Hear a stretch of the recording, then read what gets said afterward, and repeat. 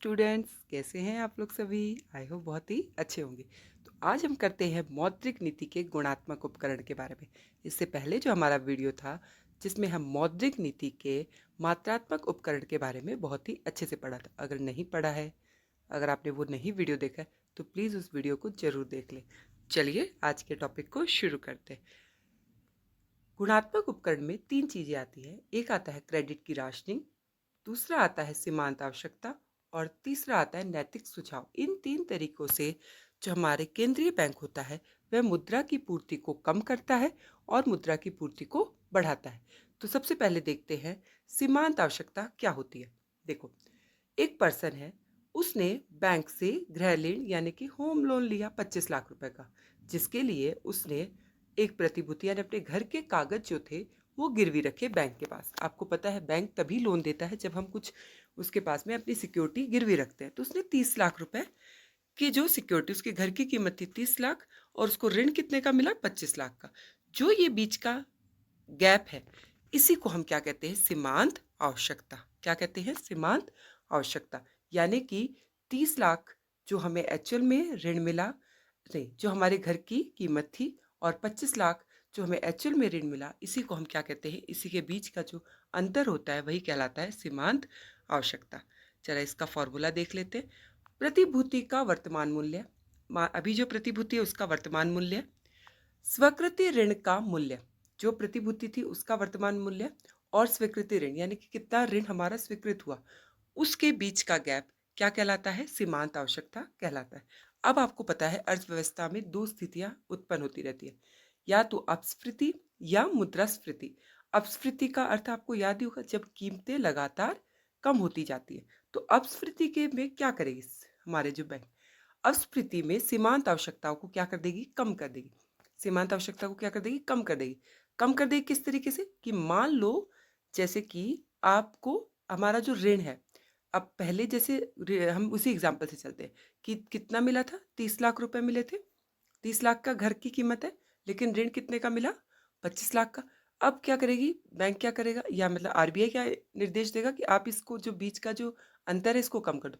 अब ऋण है 27 लाख का, दे दो, यानी कि गैप कितना हो गया, 3 लाख का। तो सीमांत आवश्यकताओं को क्या कर देंगे, कम कर देंगे, जिससे अधिक ऋण उपलब्ध होगा। जैसे पहले कितना हो रहा था, 25 लाख, अब कितना हो रहा है, 27 लाख। तो इससे मुद्रा की पूर्ति अर्थव्यवस्था में अधिक हो जाएगी। तो इस तरीके से सीमांत आवश्यकता काम करती है। लेकिन अगर वहीं अर्थव्यवस्था में क्या स्थिति हो, मुद्रास्फीति की स्थिति हो, यानी कि कीमतें लगातार बढ़ रही हैं, तो क्या करेगी, तो सीमांत आवश्यकताओं को बढ़ा देगी। बढ़ा देगी कैसे, जैसे कि घर की कीमत कितने की है, 30 लाख रुपए। पहले मान लो ऋण मिल रहा था 25 लाख का, तो उसको और बढ़ा देगी। कितना कर देगी, मान लो कहेगी 23 लाख का ऋण मिलेगा, बाकी बीच का जो गैप है इसी को हम क्या, सीमांत, यानी कि सीमांत आवश्यकता को क्या कर दिया, बढ़ा दिया गया। तो ये करेगी, इससे एक पर्सन को, जो व्यक्ति है, उसको कम ऋण उपलब्ध होगा। इसी को कहते हैं सीमांत आवश्यकता। यानी कि अगर मुद्रा की पूर्ति को कम करना है तो सीमांत आवश्यकताओं को बढ़ा दिया जाएगा, लेकिन अगर मुद्रा की पूर्ति को बढ़ाना है तो सीमांत आवश्यकताओं को कम कर दिया जाएगा। दूसरा उपकरण है ऋण की राशनिंग। विभिन्न व्यावसायिक गतिविधियों के लिए ऋण कोटा का निर्धारण। ऋण की राशनिंग का मतलब क्या होता है, हमारी अर्थव्यवस्था में बहुत सारी व्यावसायिक गतिविधियां होती रहती है, तो उसके लिए कुछ ऋण कोटा का निर्धारण करती है। कई जैसे कुछ बिजनेस व्यावसायिक है, उनके लिए मान लो 10 लाख का ऋण मिलेगा, इसके लिए 25 लाख का। तो जो आरबीआई होता है वो इनके लिए क्या करता है, निर्धारण करता है, ताकि अर्थव्यवस्था में ज़्यादा मुद्रा की पूर्ति ना हो। देखो, उनको मेन चीज़ देखना है कि मुद्रा की पूर्ति को बढ़ाना नहीं है।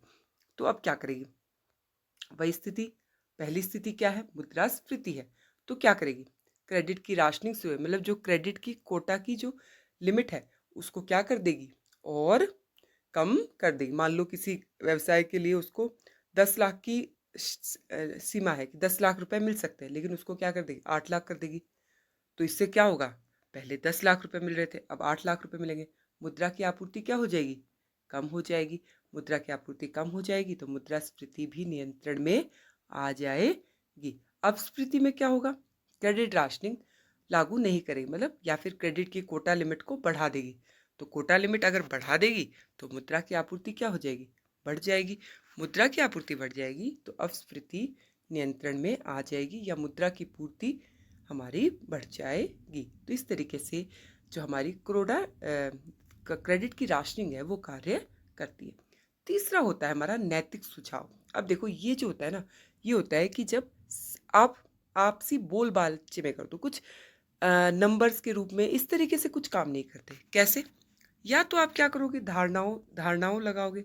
धारणाएं मतलब कि आप उन पे क्या करोगे, उन्हें कोई कागज से बोलोगे, कागजी तरीके से काम करोगे। भाई कागज की वजह से, जैसे मान लो फॉर एग्जांपल एसबीआई बैंक है।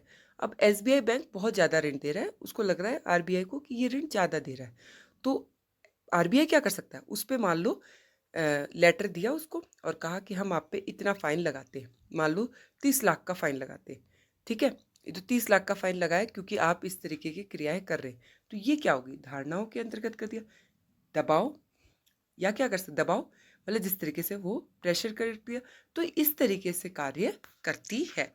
तो आरबीआई वाणिज्यिक बैंकों को ऋण और जमा गतिविधियों के संबंध में सलाह दे सकती है भी, या तो उनको सुझाव दे देगी या उन पे और प्रेशर क्रिएट करेगी।